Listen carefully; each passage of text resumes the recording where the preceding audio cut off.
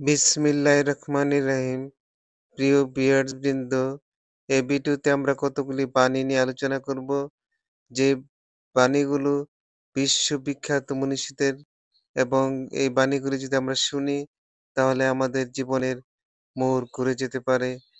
জীবনকে ধন্য করতে হলে, জীবনকে সুন্দর করতে হলে আমাদেরকে এই মনীষীদের বাণী শুনতে হবে এবং বাণীগুলি মানতে হবে। আজকের প্রথম বাণীটা হলো অদৃষ্ট সম্পর্কে। এই বাণীটা বলেছেন আমাদের প্রিয় নবী হযরত মুহাম্মদ সাল্লাল্লাহু আলাইহি সাল্লাম। তিনি বলেছেন, নিজের ইপ্সিত বস্তু লাভের জন্য নিজেকে কখনো হেয় করো না, কারণ আল্লাহ পাকের মর্জি মোতাবেকই ঘটনা প্রবাহের সংঘটন হয়ে থাকে। অর্থাৎ ভাগ্য মানুষের নিয়ন্ত্রণে নয়, ভাগ্য আল্লাহর হাতে। আল হাদিস। যারা কাপুরুষ তারাই ভাগ্যের দিকে চেয়ে থাকে। পুরুষ চায় নিজের শক্তির দিকে। তোমার বাহু, তোমার মাথা তোমাকে টেনে তুলবে, তোমার কপাল নয়। ডাক্তার লুৎফর রহমান।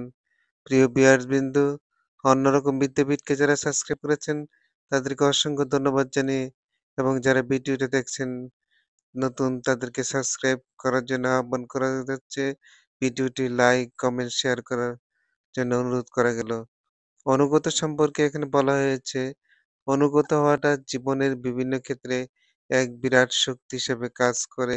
কথাগুলি বলেছেন হেনরি ডেভিড। তারপরে বাণীটা হলো, তুমি নিজে তোমার অধীনের কাছ থেকে যতটুকু আনুগত্য আশা করো, সৃষ্টিকর্তার প্রতি অন্তত ততটুকু অনুগত হবার চেষ্টা করো।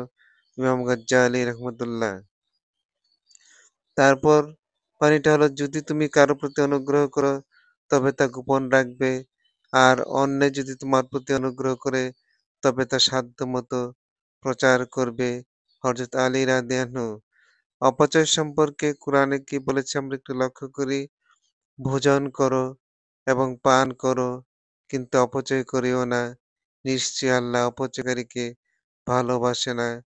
পবিত্র আল কোরআন। মন যখন যা চায় তাই পাওয়া, তাই খাওয়া অপচয় ছাড়া কিছুই নয়। হযরত ইমাম হুসেন রহমতুল্লাহ। আমরা দৃশ্য সম্পর্কে, অপচয় সম্পর্কে জানলাম। এবার অপমান সম্পর্কে কি মনীষীদের কি বাণী সেটা একটু লক্ষ্য করি। প্রিয় ভিউয়ার্স বৃন্দ, একজন আহত ব্যক্তি তার ক্ষতস্থানের ব্যথা যত শীঘ্র ভুলতে পারে, একজন অপমানিত ব্যক্তি তার অপমানের জ্বালা তত সহজে ভুলতে পারে না। Lord Chesterfield. তারপরের বাণীটা হলো, ঈশ্বর আমাদের পাপকে ক্ষমা করলেও বিবেকের কাছে আমরা অপরাধী হয়ে থাকব। অর্থাৎ আল্লাহ আমাদেরকে যদি মাফও করে দেয় তবু আমরা বিবেকের কাছে উম অপরাধী হয়ে থাকবে, এই কথাটি বলা হয়েছে এখানে। তারপরের বাণী হলো, তারাই বড় অপরাধী যারা মরণাস্ত্র বিক্রি করে কিংবা কিনে ব্যবহার করে। রবার্ট সে। তারপরে সর্বশেষ বাণীটা হলো, কৃত অপরাধ একবার স্বীকার করা অর্থ অপরাধটি দুইবার করা। Thomas fuller.